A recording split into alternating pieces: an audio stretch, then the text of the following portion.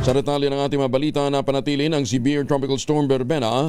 Ang lakas nito habang kumikilos patungong West Philippine Sea palabas na ng bansa. Tulitong namataan sa northeast ng Pag-asa Island, Kalayaan, Palawan.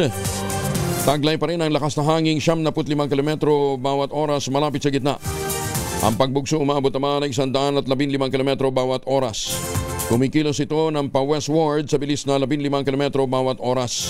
Ayon sa Pag-asa, ang shear line ang siyang magpapaulan sa silangang bahagi ng Northern at Central Luzon, habang ang Northeast Monsoon naman o amihan ang nakakaapekto sa nalalabing bahagi ng Northern Luzon.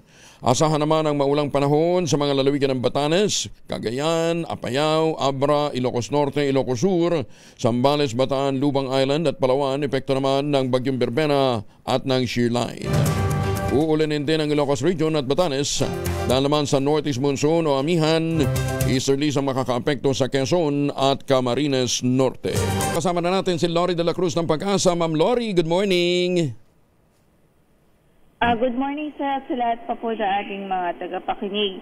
Kasalukuyan nga po, may signal number 1 pa rin sa Calayan Islands dahil bagamat nasa labas na po ng ating area of responsibility si Bagyong Verbena, ay yung hagip pa rin ng radius itong Calayan Islands. So mag-ingat pa rin ang ating abiso at paalala sa mga kababayan doon dahil maulan pa rin at may mga pagbugso ng hangin.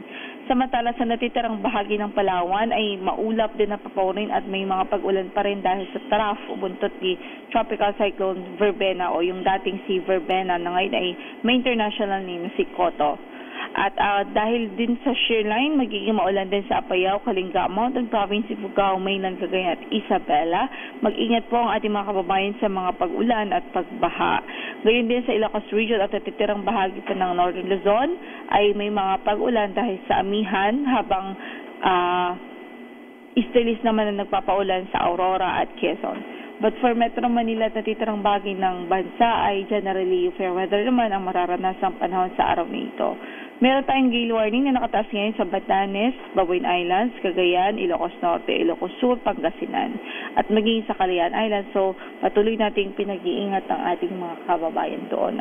Yung mga maliliit na sasakyang pandagat hanggat maaari po ay wag ho muna po malaot sa araw na ito. Yan ang latest mula sa Pag-asa. Ito po si Lori de la Cruz. Maraming salamat, Ma'am Lori. Ayan at